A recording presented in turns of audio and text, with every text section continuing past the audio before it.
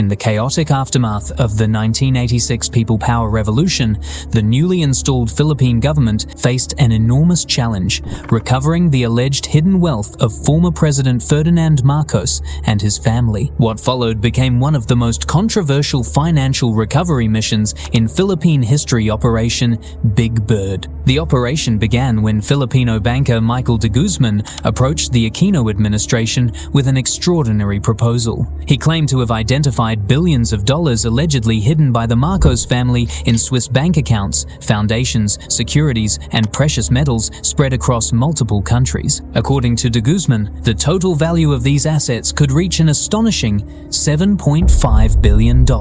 His plan relied on a critical advantage, a power of attorney allegedly obtained from Ferdinand Marcos himself while the former president was in exile in Hawaii. This document would potentially allow the Philippine government to gain access to the accounts before banking institutions could move or further conceal the funds. In March 1986, de Guzman and his associates traveled across Europe and the Middle East, consulting banking contacts and tracking the alleged Marcos assets. Their efforts eventually led them to Switzerland, where some of the most significant accounts were believed to be located. The mission appeared to gain momentum when Swiss authorities reportedly agreed in principle to release approximately $213 million connected to Marcos-linked accounts. The transfer was expected to move the funds into an account controlled by the Philippine government. At this point, it seemed the operation had succeeded. But then, everything changed. Disagreements erupted among key officials involved in the recovery effort.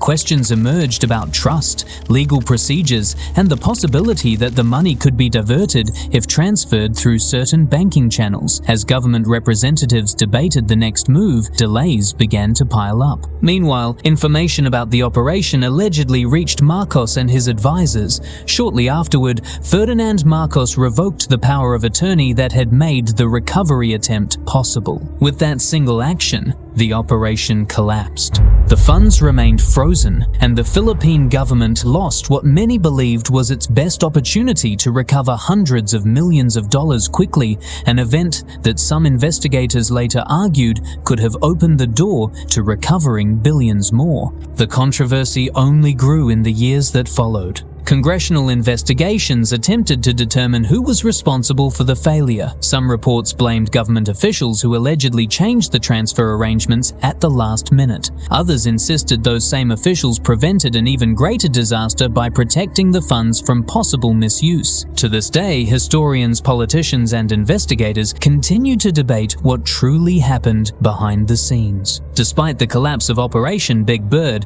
legal battles continued for years. Swiss authorities eventually transferred hundreds of millions of dollars connected to Marcos accounts back to the Philippines. By 2004, the recovered funds had reportedly grown to approximately $683 million due to accumulated interest. Yet the central mystery remains unresolved. Was Operation Big Bird a missed opportunity that could have recovered billions for the Filipino people? Or did government officials prevent a risky plan that might have gone terribly wrong? Nearly 4 decades later, the operation remains one of the most fascinating and controversial financial recovery efforts in Philippine history. A story filled with secret meetings, international banking networks, political rivalries, and billions of dollars that nearly changed the nation's future forever. If you like this video, don't forget to subscribe for more facts, and don't forget to hit the notification bell. This is Book of Facts. Stay informed.